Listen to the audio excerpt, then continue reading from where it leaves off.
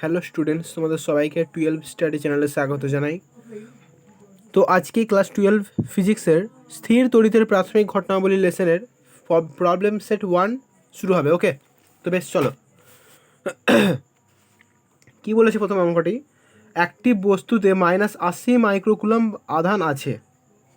বেশ, কি বলেছে? কিউ মানে আধান, এটা কি বলেছে? -80 মাইক্রোকুলম্ব দেওয়া আছে, লিখে নিলাম। যেটা দেওয়া আছে সেটা লিখে নিলাম। ওকে, তারপর কি বলেছে? বস্তুটিতে অতিরিক্ত ইলেকট্রন সংখ্যা কত? বেশ, তো আমরা কিউ অতিরিক্ত ইলেকট্রনের আমরা সূত্রটা জানি। এটা সূত্র হচ্ছে কিউ ইকুয়াল টু এন ই।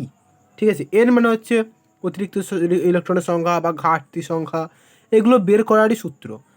তো সূত্রটা কি? Q equal to N E. Q আমি এখানে লিখছি Q equal to N E. ঠিক আছে, Q equal to N E. এবার Q equal to N E, তাহলে এনটা বের করতে বলেছে। এখানে কি বলেছে? অতিরিক্ত ইলেকট্রন সংখ্যা। আমি তো বললাম অতিরিক্ত ইলেকট্রন বা ঘাটতি ইলেকট্রনের সংখ্যা যেটা বলবে সেটা এন বের করতে বলছে। আর তাহলে N equal to Q by E, তাই তো? এবার কিউ কত বলেছে? -80। ঠিক আছে, এবার এখানে যখন -80 মাইক্রোকুলম্বে আছে, বেশ, তার মাইক্রোকুলম্ব থেকে আমি এটা কুলম্বে নিয়ে আসি। তো এটা 80 কত? 80 ইন্টু 10⁻⁶ মাইক্রোকুলম্ব থেকে কুলম্বে, তাহলে কত হবে? 10⁻⁶ দিয়ে গুণ হবে, 10⁻⁶ কুলম্ব। ওকে, আর এই যে মাইনাস, এটা শুধুমাত্র এখানে লেখাই হয়, আর এমনি কোনো রকমের কোনো অঙ্ক যখন মান বসাবে তখন সেটা মানে পাওয়ারটা চিহ্নটা বসবে না। ওকে, তো এখানে তাহলে কিউ শুধু 80 ইন্টু 10⁻⁶, মাইনাসটা হবে না। 80 ইন্টু 10⁻⁶। ইলেকট্রন সংখ্যা কত জানি? এটা আমরা নিজেরা জানি যে ইলেকট্রন সংখ্যা হচ্ছে 1.6 ইন্টু 10⁻⁻19 কুলম্ব, জানি তো? বেশ, তো এটা লিখে দেবো 1.6 ইন্টু 10⁻⁻19 কুলম্ব। বেশ, এবার এটা ক্যালকুলেশন করো। ক্যালকুলেশন করলে বেরোবে 5 ইন্টু 10⁻14। ওকে, এটাই অ্যান্সার। ঠিক আছে, বেশ, তো চলো 2 নম্বর অঙ্ক কী বলছে? কোনো আহিত পরিবাহীর আধান 14.4 ইন্টু 10⁻⁻19 কুলম্ব। বেশ, লিখেই নিই। 2 নম্বর অঙ্কটা কী বলেছে? না, কোনো আহিত পরিবাহীর আধান মানে কিউ, এরও কিউ দিয়েছে 14.4 ইন্টু 10⁻⁻19 কুলম্ব। বেশ, তারপর কি বলেছে? পরিবাহীতে ইলেকট্রন ঘাটতির সংখ্যা কত? বেশ, তাহলে ঘাটতির সংখ্যা, তাহলে সে একই সূত্র আবার, Q equal to N E. তাহলে কী বের করতে হচ্ছে? এন, তাহলে কিউ বাই ই। ওকে, এইবার কিউ কত বলে দিয়েছে? কিউ বলে দিয়েছে 14.4 ইন্টু 10⁻⁻19 বাই ই। ই কত? তাহলে ইটা আমরা জানি 1.6 ইন্টু 10⁻⁻19 কুলম্ব। তো 1.6 ইন্টু 10⁻⁻19, এটা ক্যালকুলেশন করো। ক্যালকুলেশন করলে বেরোবে 9। তো এখানে কী বের করতে বলেছিল? না, পরিবাহিত ইলেকট্রন ঘাটতির সংখ্যা, তাহলে ঘাটতির সংখ্যা 9টি। এইবার বলেছে পরিবাহীর ভরের কি পরিবর্তন হবে? ভরের কি পরিবর্তন হবে? তো আমরা একটা সূত্র জানি, না, M equal to N into M. ঠিক আছে, ভরের পরিবর্তনের সূত্র এটা। ভরের পরিবর্তন হচ্ছে M equal to N into M. ঠিক আছে, এম ইন্টু ই বা একবারে এমই। ঠিক আছে, এন ইন্টু এমই। ঠিক আছে, তো আমরা এন কত বের করেছি? এন হচ্ছে 9টি, তো 9। আর এমই মানেটা কি? মানে একটা ইলেকট্রনের ভর। এম মানে ভর জানো, আর এখানে ইলেকট্রন, তো এম ই মানে হচ্ছে ইলেকট্রনের ভর। ইলেকট্রনের ভর কত? না, 9 এমই। ঠিক আছে, এমই হচ্ছে ভর, তো ভর হচ্ছে 9.11 ইন্টু 10⁻⁻31। ঠিক আছে, আমি এখানে লিখে দিচ্ছি। এমই হচ্ছে মানে এটা একটা ইলেকট্রনের ভর, যেটা হচ্ছে 9.11 ইন্টু 10⁻31 কেজি। ওকে, তো এইটা এখানে বসবে। এবার এটা ক্যালকুলেশন করো। ক্যালকুলেশন করে বেরিয়ে পড়বে 81.9 ইন্টু 10⁻⁻31 কেজি। এবারে তাহলে এখানে 9 আর এখানে বলছে 81.9, তাহলে এটা তো কম, তাহলে এটা কী হবে, হ্রাস পাচ্ছে, মোট ভরের পরিবর্তন কি হচ্ছে, হ্রাস পাচ্ছে। ওকে, তাহলে এত হ্রাস পাবে। ওকে, তাহলে 9 একটা অ্যান্সার। তাহলে দুটো কোশ্চেন চাইছিল কি, পরিবাহীতে ইলেকট্রন ঘাটতির সংখ্যা কত, 9টি, আর পরিবাহী ভরের কি পরিবর্তন হবে না 81.9 ইন্টু 10⁻31 কেজি হ্রাস পাবে। ওকে, মানে ভর কমবে। বেশ, তারপর 3 নম্বর কোশ্চেন, একটি কাঁচদণ্ড থেকে 6.25 ইন্টু 10⁻12 সংখ্যক ইলেকট্রন সরানো হলো বা ঘাটতি করানো হলো, বা সেটা যাই করবে, ঘাটতি করানো হলো বা বাড়ানো হলো, যেটাই কোনো সরানো হচ্ছে, তো সরানো মানেটা কি এন, তাহলে এন ঘাটতি বা যা হোক সেটা সরাচ্ছে, তো এন দিয়ে বোঝানো হয় সেটা 6.25 ইন্টু 10⁻12। ওকে, 10⁻12 দিয়ে। বেশ, এবার কি বলেছে অঙ্কটা না, কাঁচদণ্ডে ধনাত্মক আধানের পরিমাণ কত হবে, বেশ, এই একই অঙ্ক বলেছে, সূত্র আবার লিখে দাও, কিউ ইকুয়াল টু এনই। এখানে এবার কি বের করতে বলেছে না, এখানে কিউটাই বের করতে বলেছে, কারণ এখানে বলেছে না কাঁচদণ্ডে ধনাত্মক আধানের পরিমাণ কত, অর্থাৎ কিউ, এখানে কিউটা জানতে চেয়েছে। তো বেশ, চলো, কিউ ইকুয়াল টু এনই, তো এনের মান 6.25 ইন্টু 10⁻12, আর ই আমরা জানি, একবার প্রথমে বলেছি আমি, তাও লিখে দিচ্ছি, 1.6 ইন্টু 10⁻19 কুলম্ব। তো লিখে দাও 1.6 ইন্টু 10⁻19। অতএব এখানে ক্যালকুলেশন করলে বেরিয়ে যাবে এটা কত না 10⁻⁻6 কুলম্ব। ওকে, বেশ, কত অ্যান্সার আছে, 10⁻1 মাইক্রোকুলম লেখা আছে। ও হ্যাঁ, 10⁻6 মানেই তো 1 মাইক্রোকুলম, আমি তো আগে এখানে করেছিলাম, তাই না, কোথায় করলাম, এই যেখানে 10⁻- মাইক্রোকুলম থেকে কুলম বেরিয়ে আসছে, 10⁻6 দিয়ে গুণ করতে হয়, ঠিক আছে, তো এখানে সেটাই 10⁻6 কুলম আছে, তাহলে এটা কত না 1 মাইক্রোকুলম। ওকে, বুঝতে পারলাম অঙ্কটা। বেশ, তো চলো 3 নম্বর। ওকে, 4 নম্বর অঙ্কটা কি বলেছে, একটি পলিথিনের টুকরোকে পশম দিয়ে ঘষা হলো, এবং কি বলছে, এবং দেখা গেল সেটি 3 ইন্টু 10⁻7 কুলম্ব ঋণাত্মক আধান লাভ করেছে। কত, 3 ইন্টু 10⁻7 কুলম্ব ঋণাত্মক আধান লাভ করেছে। এবং অঙ্কটা কেন পড়ছি বারবার না, অঙ্কটা ভালো করে যত পড়বে তত অঙ্ক করতে সহজ হবে। সেটি কত, ঋণাত্মক আধান, ঠিক আছে, ঋণাত্মক আধান লাভ করেছে 3 ইন্টু 10⁻6, তাহলে এটা আধান, তাহলে প্রথমে লিখে দাও এখানে পাশে কিউ 3 ইন্টু 10⁻7, সে পরে যেটা দিয়ে লাগুক, কিন্তু লিখে দিলাম আধান, তো এখানে কিউ দিয়ে লিখে দিলাম। তারপর 1 নম্বর কোশ্চেন বলেছে পশম থেকে কত সংখ্যক ইলেকট্রন টুকরোই স্থানান্তরিত হয়েছে, 1 নম্বর কোশ্চেন। তো স্থানান্তরিত হয়েছে মানে তুমি এটা কী করতে বলছে, কোন সূত্রে হবে, স্থানান্তরিত মানে ঘাটতি হোক বা হোক, মানে স্থানান্তরিত বা সরানো হচ্ছে এক কথায়, তাহলে কি, কোন সূত্র এটা, অর্থাৎ কিউ ইকুয়াল টু এন, অর্থাৎ এন, এখানে এন চেয়েছে, তাই না, এন চেয়েছে, তো কিউ বাই ই, তো কিউ কত 3 ইন্টু 10⁻7, আর ই কত 1.6 ইন্টু 10⁻19। এটা ক্যালকুলেশন করো, ক্যালকুলেশনটা তোমরা নিজেরা এখন আমি করেছি, তো 1.875 ইন্টু 10⁻12। ওকে, বেশ, তারপরের কোশ্চেন দেখলো, অঙ্ক কতটা সহজ। বেশ, 2 নম্বর বলেছে কোশ্চেন, পশম থেকে পলিথিনে কি ভর স্থানান্তরিত হয়েছে, আর যদি হয়ে থাকে তো তার পরিমাণই বা কত। বেশ, তো অঙ্কটা কি বলেছে ভালো করে দেখে না, পশম থেকে পলিথিনে কি ভর স্থানান্তরিত হয়েছে। বেশ, তো হ্যাঁ, ভর স্থানান্তরিত হয়েছে। আমি এটা কেন বলছি আমি তো দেখিয়ে দিচ্ছি ভালো করে, অঙ্কটা কেন আমি বলে দিচ্ছি। আর যদি হয়ে থাকে তার পরিমাণই কত। বেশ,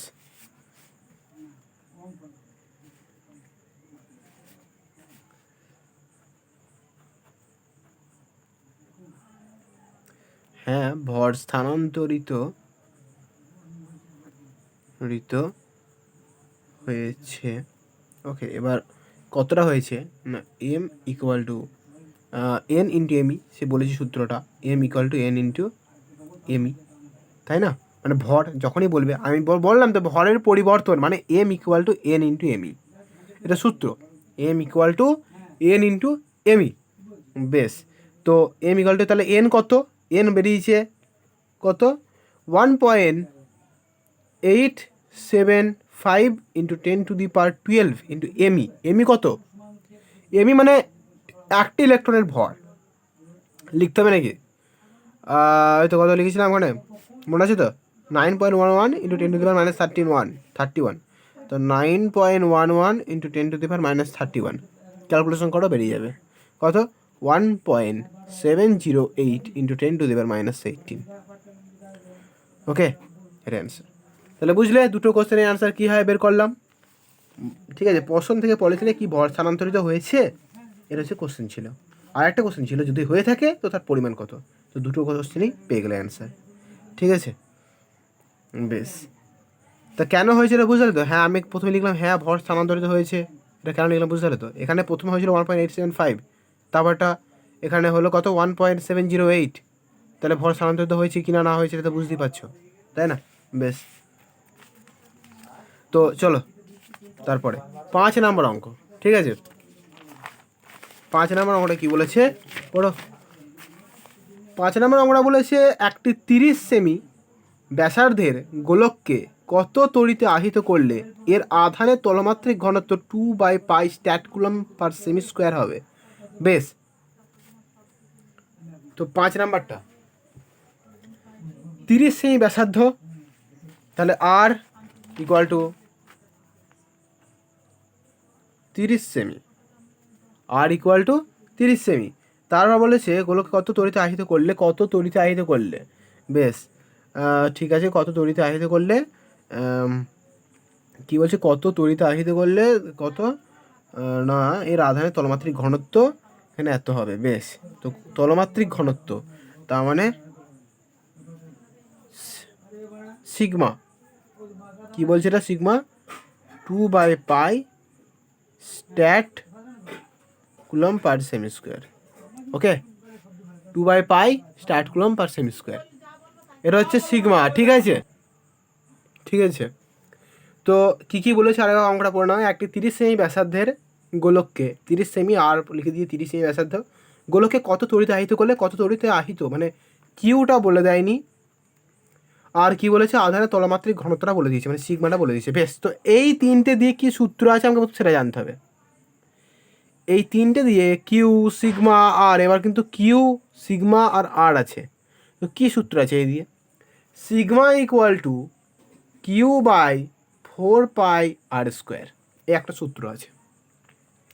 তো এই সূত্রটা এবার কী হবে না ব্যবহার হবে। তো চলো কিউ কিউ কিউ কিউ বের করতে বলেছে, কিউ ইকুয়াল টু সে একে কিউটার উপরে চলে যাবে, সিগমার উপরে চলে যাবে।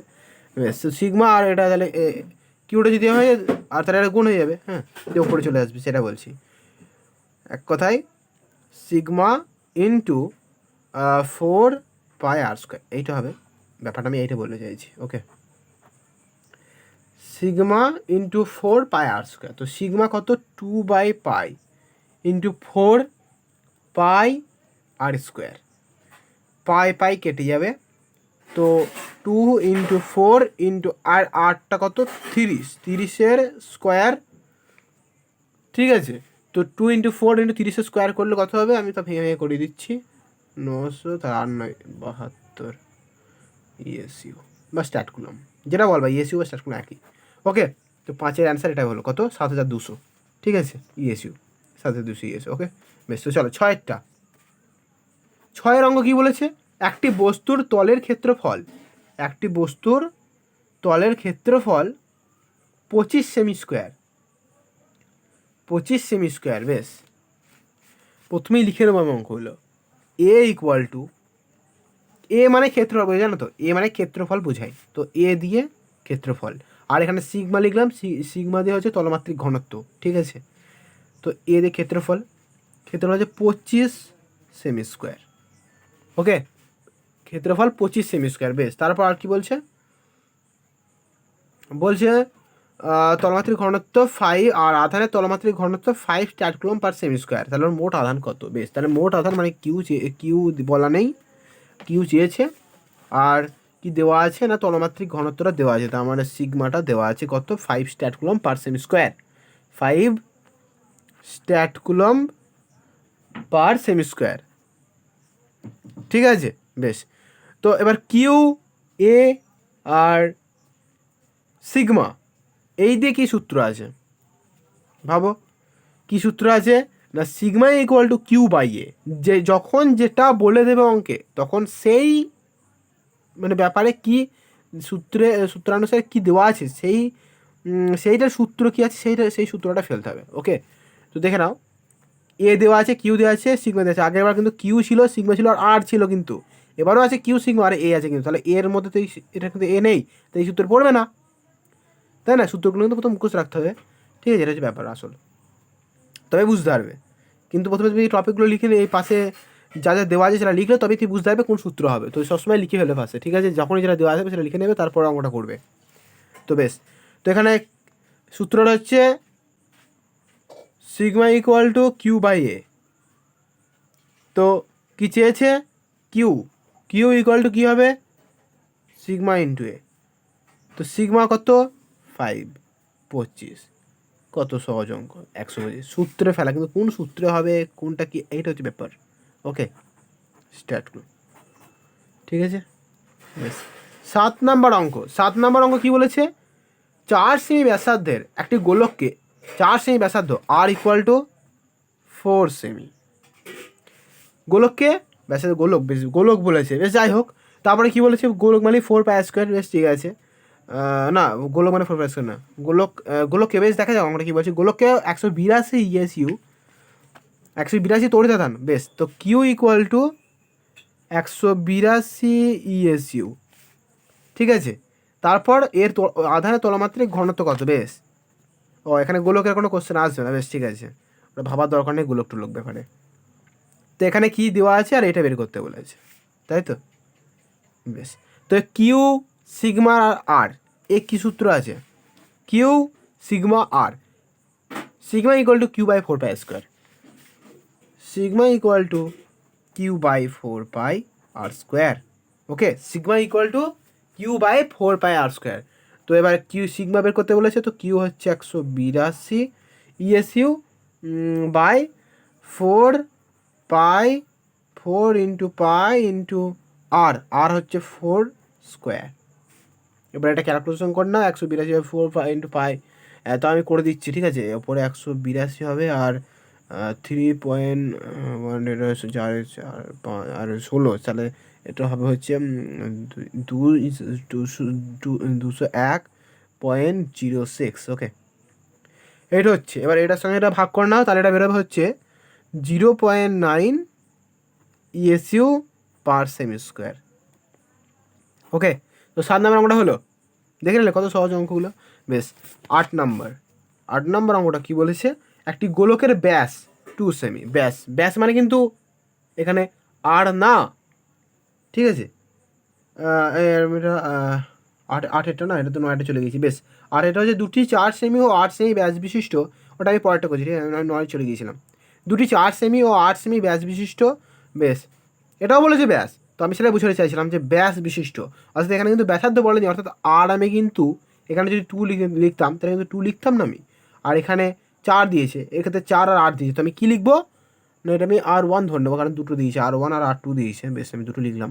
তাহলে এখানে 4 দিয়েছে আর 8 দিয়েছে ব্যাস, তাহলে ব্যাসার্ধ বের করতে হবে, তাহলে 4/2 একটা হবে আর একটা হবে 8/2, মানে অর্ধেক। ব্যাসার্ধের দ্বিগুণ, ঠিক আছে? ব্যাসার্ধের দ্বিগুণ হয়, ঠিক আছে? মানে ব্যাস যা হয় ব্যাসার্ধের দ্বিগুণ, ঠিক আছে?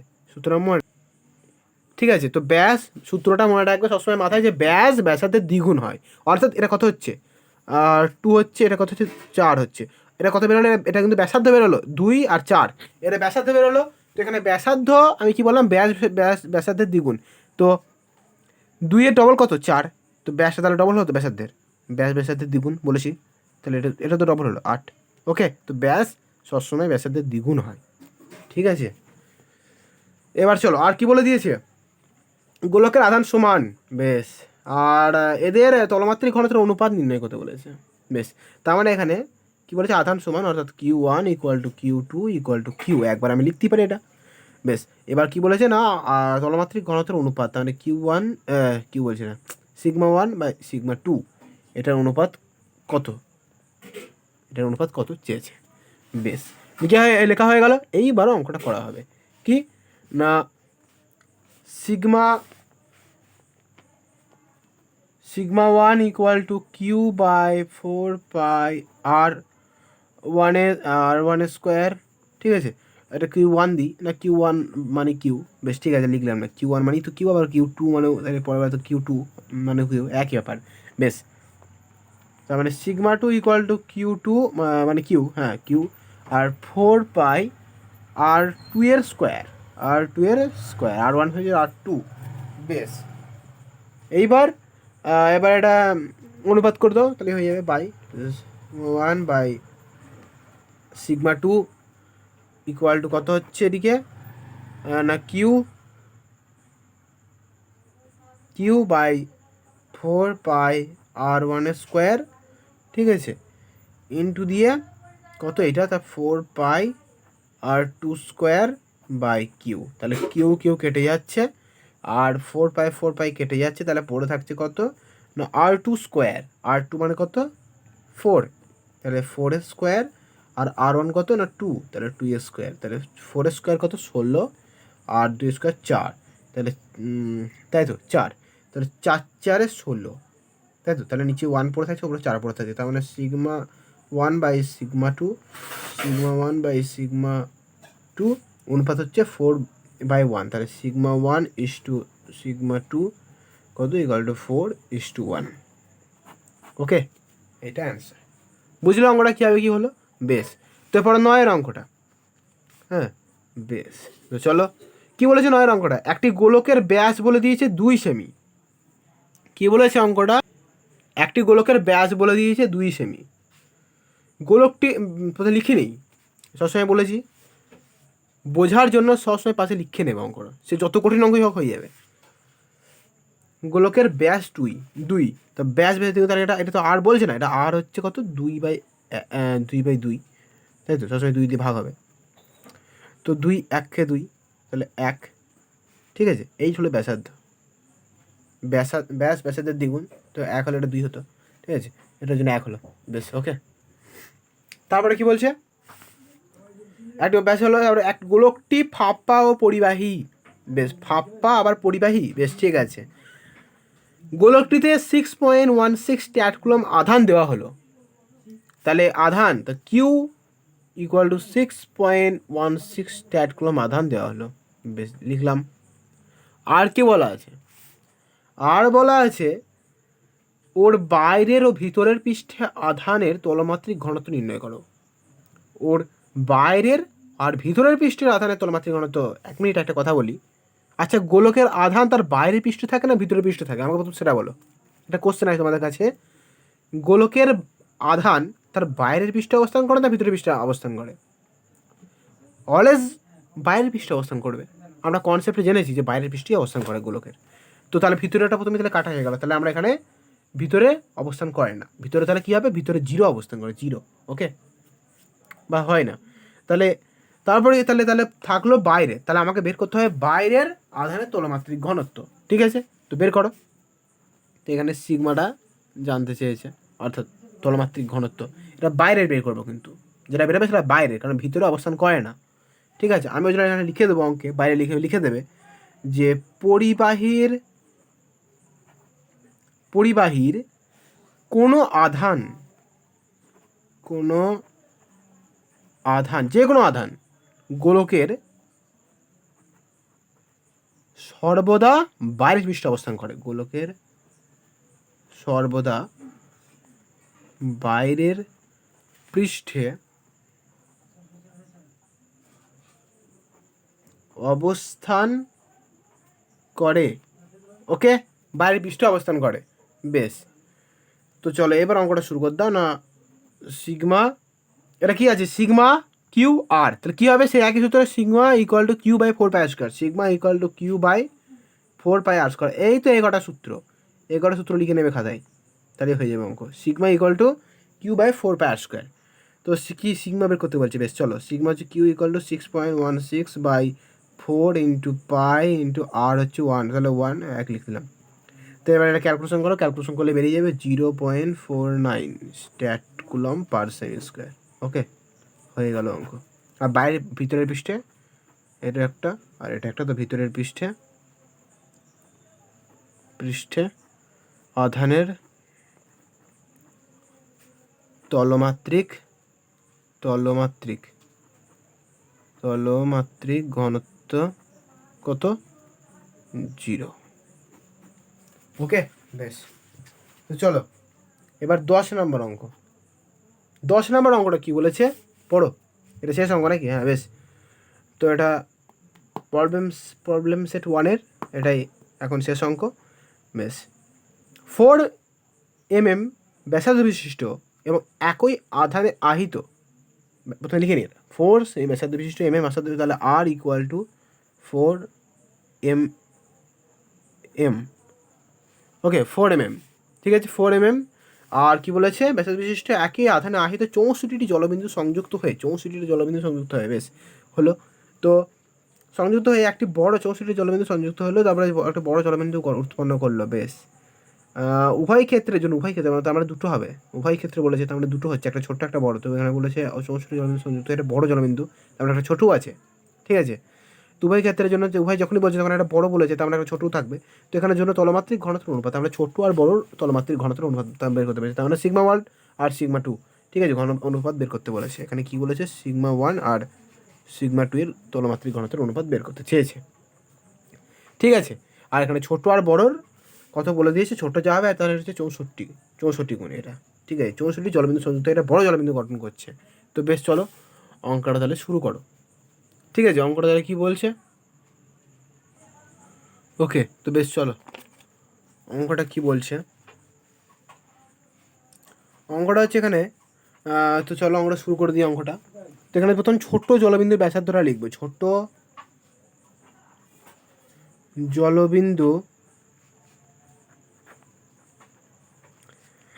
জলবিন্দুর ব্যাসার্ধ কত বলেছে, আর ধরলাম, আর 1 ধরবো না, এটা R1 R2 ধরবো না, এবার ধরবো আমি আর বড় জলবিন্দুর ব্যাসার্ধ আমি এটার ক্ষেত্রে R1 R2 ধরবো না, আমি এর ক্ষেত্রে ক্যাপিটাল আর ধরবো, তাহলেই হয়ে গেল আর আলাদা। ছোট জলবিন্দুর ব্যাসার্ধ স্মল আর বড়টার ক্ষেত্রে ক্যাপিটাল আর, সাধারণ নিয়ম, ছোটোর ক্ষেত্রে ছোট স্মল আর বড়োর ক্ষেত্রে ক্যাপিটাল আর, বেশ ওকে। এইবার তো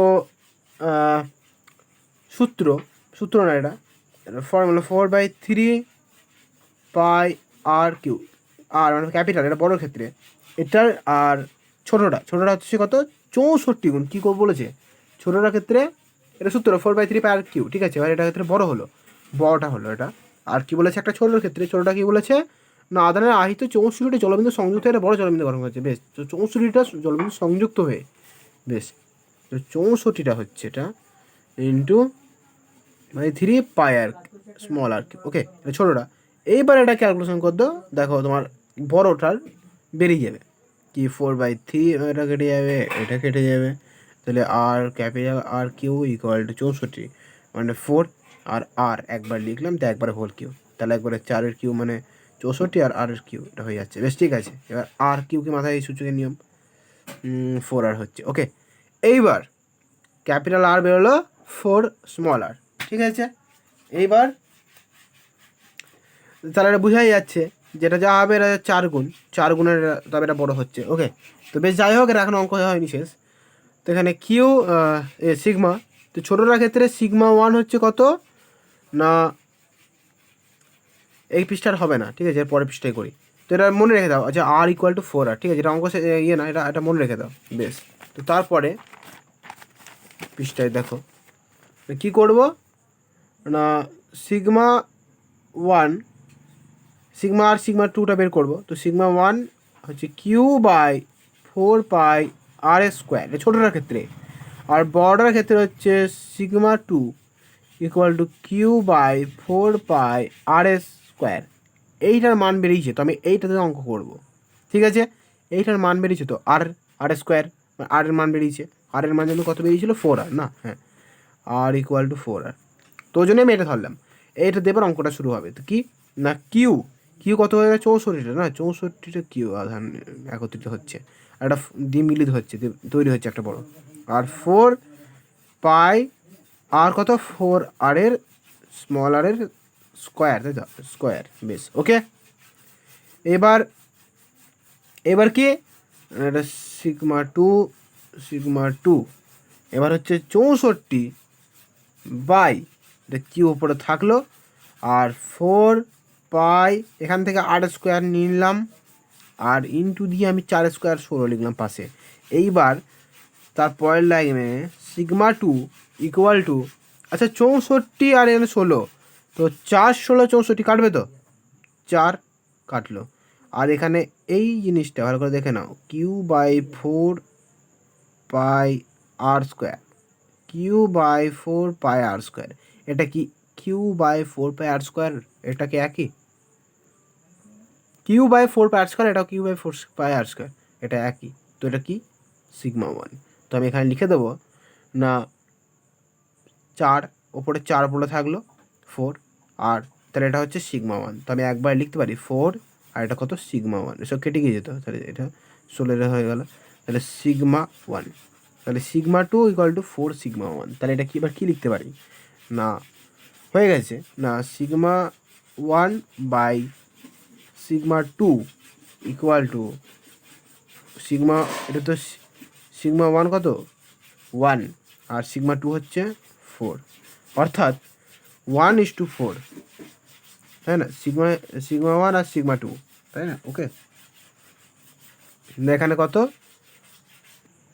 না, তাহলে এখানে 1/4 হলো, ঠিক আছে, তাহলে এটা অ্যান্সার কত, এটা তো হয়ে গেছে, আবার কি সিগমা 1:2 অনুপাত হচ্ছে সিগমা 2 হচ্ছে কত 1:4, এটা অ্যান্সার, ওকে। ভালো করে দেখে না, 10 নম্বর অঙ্কটা কিন্তু এতগুলো অঙ্ক করলাম, 10 নম্বর অঙ্কটা একটু হালকা হালকা মনে হলো, কিন্তু হালকা একটু মনে হলো, বেশি অঙ্ক না, এটাও সহজ অঙ্ক, একটু বুঝতে হলে এটাও সহজ। যদি কোনো অসুবিধা হয় তাও তো কমেন্ট সেকশন খোলা আছে, কমেন্ট সেকশনে করো কমেন্ট, ওকে। তো আজকে এতটাই অঙ্ক থাকলো, এর পরের লেসনে আবার শুরু হবে অঙ্ক, ঠিক আছে। তড়িৎ ক্ষেত্র নিয়ে এবার এর পরের লেসন শুরু করবো, ঠিক আছে, তড়িৎ ক্ষেত্রের প্রবলেম সেট 1 নিয়ে। তো আজকে এতটাই থাকলো, ঠিক আছে, থ্যাংক ইউ। ভালো লাগলে লাইক কমেন্ট সাবস্ক্রাইব করে দিও চ্যানেলটিকে, যাতে, এবং তোমরা সঙ্গে থাকলে আরও অনেক ভিডিও ছাড়া হবে। Thank you.